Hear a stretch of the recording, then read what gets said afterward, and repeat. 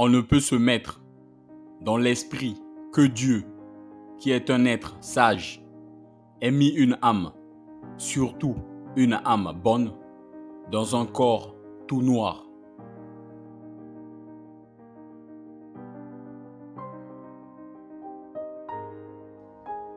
La liberté est le droit de faire tout ce que les lois permettent.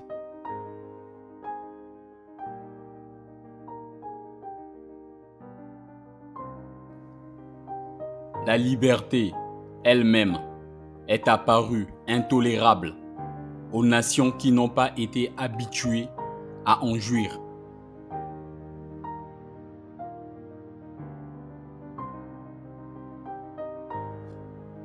Une chose n'est pas juste parce qu'elle est loi, mais elle doit être loi parce qu'elle est juste.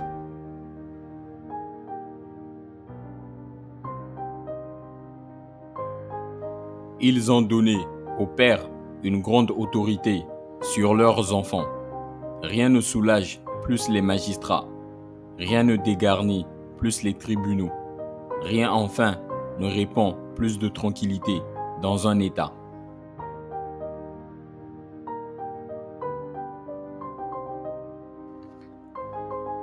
J'ai toujours vu que pour réussir dans le monde, il fallait avoir l'air fou et être sage.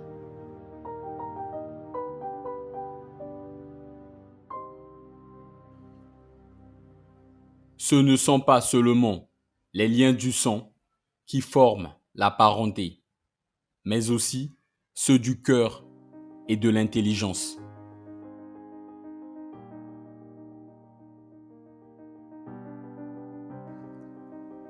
Il y a 3 choses importantes dans la vie. La première, c'est de manger. Les 2 autres, je ne les ai pas encore trouvées.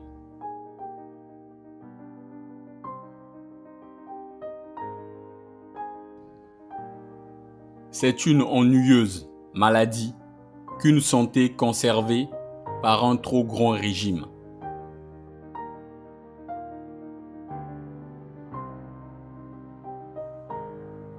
Tout serait perdu si le même homme exerçait ces 3 pouvoirs.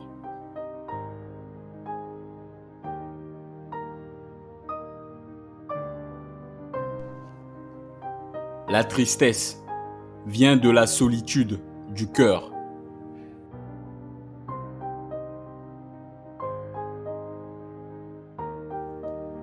Une injustice faite à un seul est une menace faite à tous.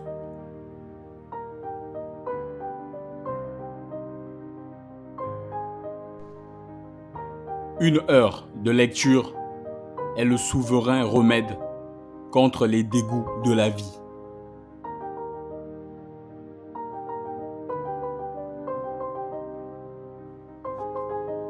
Il n'y a point de plus cruelle tyrannie que celle que l'on exerce à l'ombre des lois et avec les couleurs de la justice.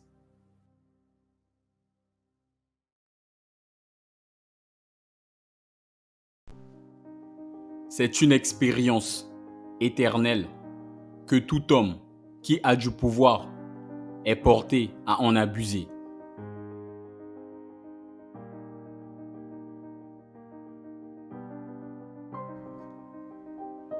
La propreté est l'image de la netteté de l'âme.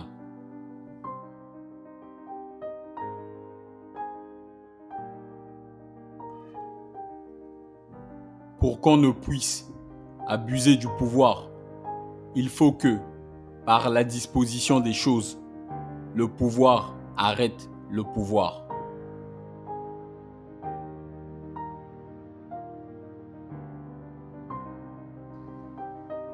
La loi devrait être comme la mort.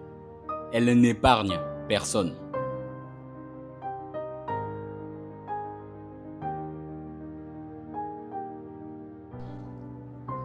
Vérité dans un temps, erreur dans un autre.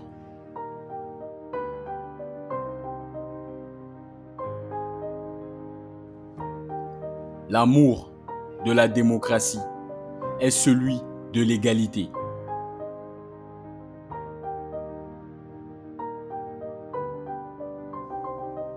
Aujourd'hui, nous recevons 3 éducations différentes ou contraires.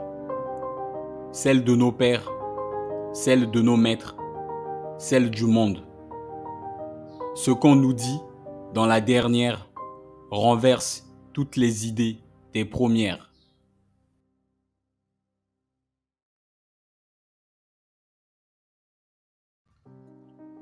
La liberté ne peut consister qu'à pouvoir faire ce que l'on doit vouloir et à n'être point contraint de faire ce que l'on ne doit pas vouloir.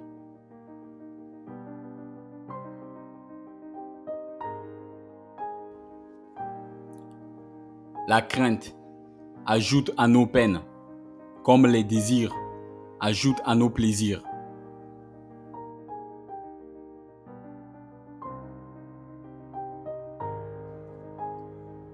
Nous sommes si aveugles que nous ne savons quand nous devons nous affliger ou nous réjouir.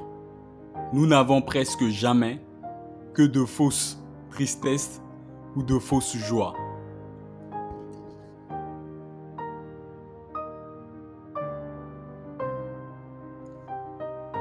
Malheureuse condition des hommes. À peine l'esprit est-il parvenu au point de sa maturité, le corps commence à s'affaiblir.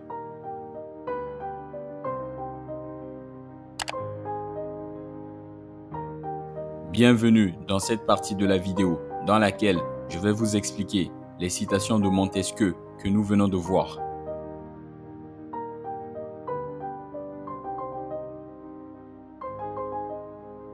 Première citation expliquée.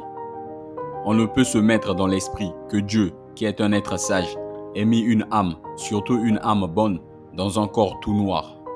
Cette citation de Montesquieu, qui est mort au XVIIIe siècle, est raciste et elle est aussi très loin de la réalité. Parce que la réalité, c'est que nous sommes tous égaux, quelle que soit notre couleur de peau.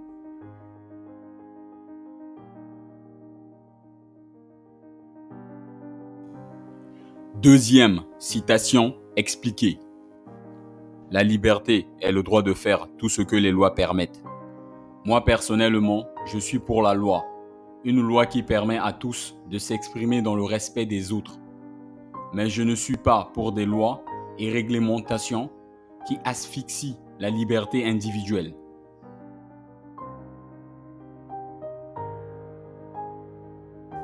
Troisième citation expliquée. La liberté elle-même est apparue intolérable aux nations qui n'ont pas été habituées à en jouir. Je pense que le système politique qui donne la liberté d'agir et de penser à tout le monde n'est pas forcément adapté à tous les peuples.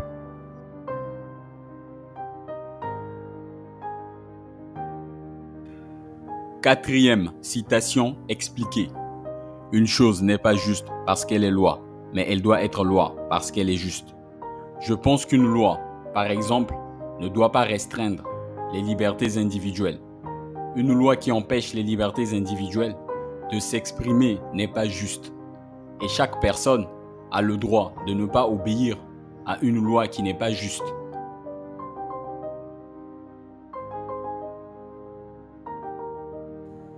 Cinquième citation expliquée. Ils ont donné aux pères une grande autorité sur leurs enfants. Rien ne soulage plus les magistrats. Rien ne dégarnit plus les tribunaux. Rien, enfin, ne répand plus de tranquillité dans un État. Ce que je pense de cette citation de Montesquieu, c'est qu'une famille bien structurée, dont les enfants sont bien éduqués, contribue fortement à bâtir un État dans lequel il fait beau de vivre.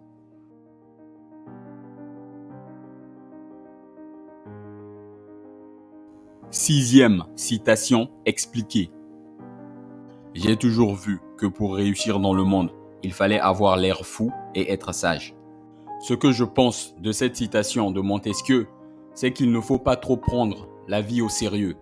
Cela veut dire prendre au sérieux ce que nous pouvons changer et ne pas s'occuper des choses sur lesquels nous ne pouvons rien faire.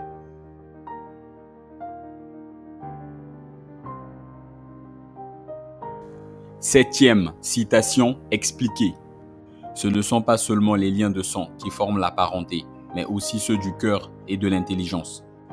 Je suis convaincu que les meilleures personnes que nous rencontrerons dans notre vie ne sont pas forcément les membres de notre famille, mais celles que nous aurons sagement choisies pour leur qualité intérieure.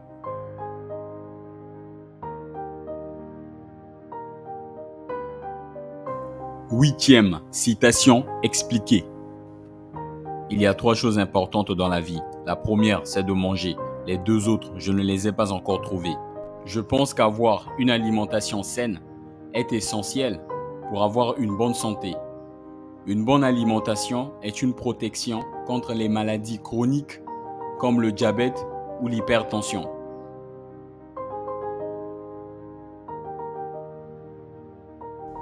Neuvième citation expliquée.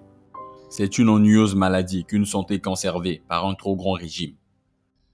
Je pense qu'un régime qui fait du bien à notre santé, même s'il est strict, est une bonne chose. Parce que sans une bonne santé, personne ne peut profiter de la vie.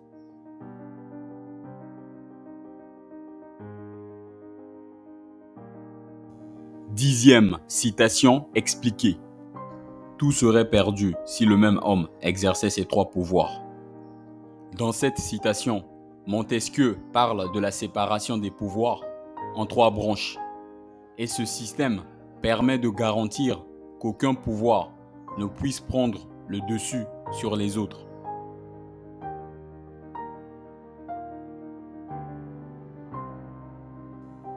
Onzième citation expliquée. La tristesse vient de la solitude du cœur. Je pense que la solitude du cœur est l'un des sentiments les plus intenses que l'être humain puisse ressentir. C'est un sentiment qui vient du manque de connexion avec les autres et qui s'accompagne souvent de tristesse et de désespoir.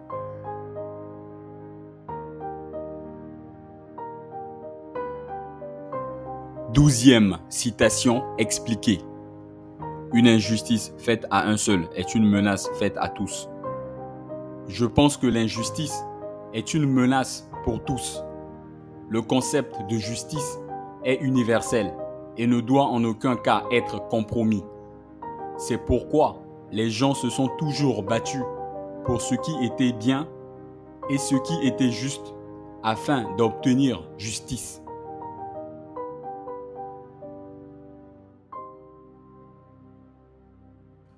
Treizième citation expliquée. Une heure de lecture est le souverain remède contre les dégoûts de la vie.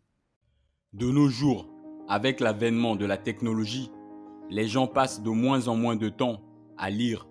Et pourtant, la lecture peut nous aider à mieux comprendre notre société et notre culture.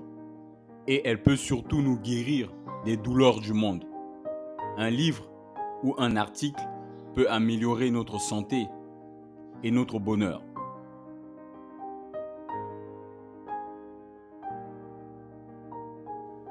Quatorzième citation expliquée. Il n'y a point de plus cruelle tyrannie que celle que l'on exerce à l'ombre des lois et avec les couleurs de la justice. Je pense que la tyrannie cruelle de la loi n'est pas nouvelle. Elle existe depuis très longtemps et a trouvé sa place dans de nombreuses cultures. Même aujourd'hui, elle est encore utilisée pour opprimer les gens de diverses manières. La loi peut être cruelle et tyrannique parce qu'elle ne reconnaît pas les droits humains fondamentaux.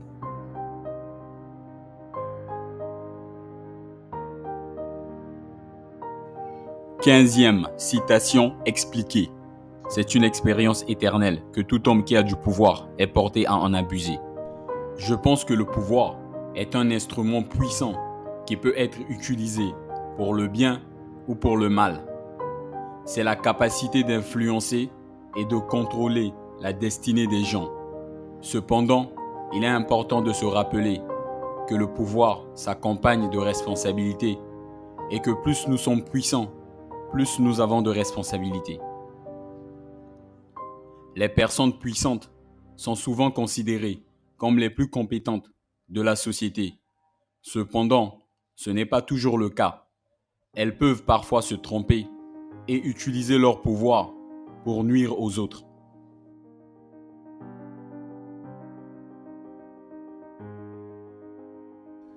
16e citation expliquée. La propreté est l'image de la netteté de l'âme.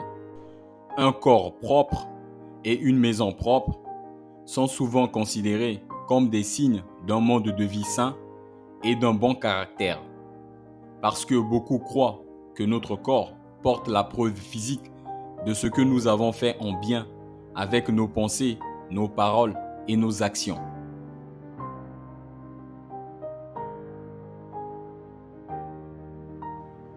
Dix-septième citation expliquée. Pour qu'on ne puisse abuser du pouvoir, il faut que, par la disposition des choses, le pouvoir arrête le pouvoir. Je pense que le pouvoir est une chose délicate. Il peut être utilisé pour le meilleur ou pour le pire. Le pouvoir pourrait être considéré comme un problème dans le cas d'un abus de pouvoir. C'est pourquoi, s'il y a une disposition qui permet à un pouvoir d'arrêter un autre, les personnes puissantes ne l'utiliseraient comme elles le souhaitent.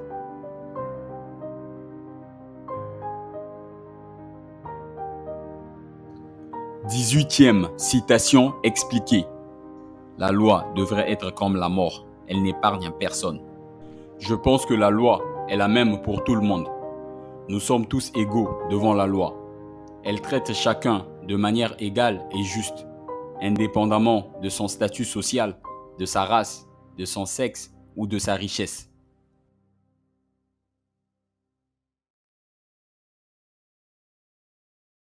Dix-neuvième citation expliquée.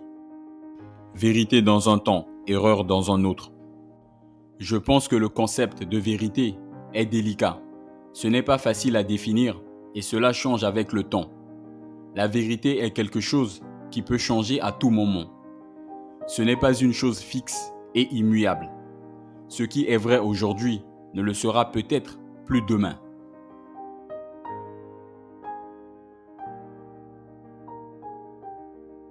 Vingtième citation expliquée. L'amour de la démocratie est celui de l'égalité. Je pense que depuis la nuit des temps, les humains se battent pour l'égalité. C'est un concept qui a été utilisé pour appuyer la démocratie, la justice sociale et les droits de l'homme.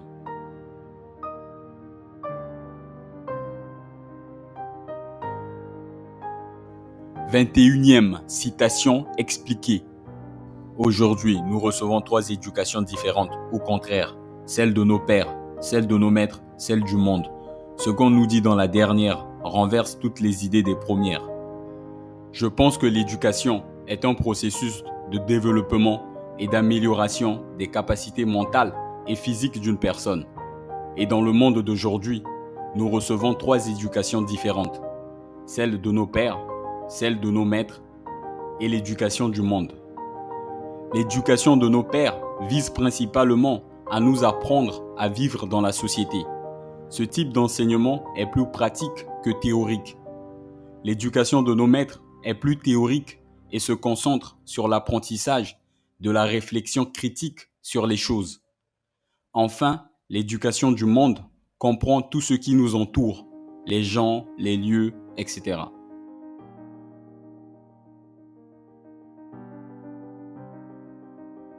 22e citation expliquée. La liberté ne peut consister qu'à pouvoir faire ce que l'on doit faire, vouloir, et à n'être point contraint de faire ce que l'on ne doit pas vouloir. Je pense que la liberté est un concept très complexe et il peut être difficile de la définir.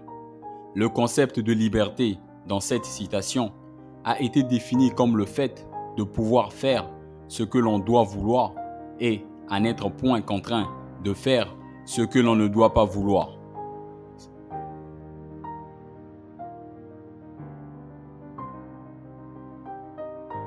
« 23e citation expliquée. La crainte ajoute à nos peines comme les désirs ajoutent à nos plaisirs. Je pense que la peur est une émotion humaine, naturelle, que nous connaissons tous. Elle peut être positive ou négative selon ce que nous craignons. Elle peut nous faire sentir en sécurité ou nous rendre anxieux et effrayés. Les désirs font également partie de la nature humaine. Ils nous aident à vivre pleinement notre vie et ils nous aident également à rester heureux.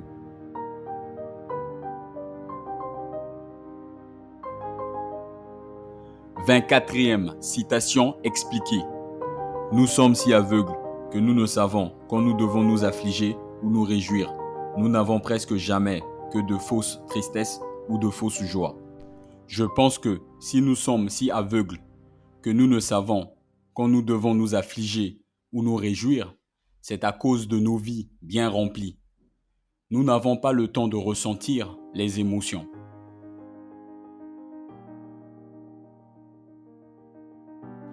25e citation expliquée. Malheureuse condition des hommes. À peine l'esprit est-il parvenu au point de sa maturité, le corps commence à s'affaiblir. Je pense que l'âge de la sagesse est une période qui est caractérisée par le fait que les gens sont plus susceptibles de prendre le temps de réfléchir à leur vie et au monde et à la place qu'ils y occupent.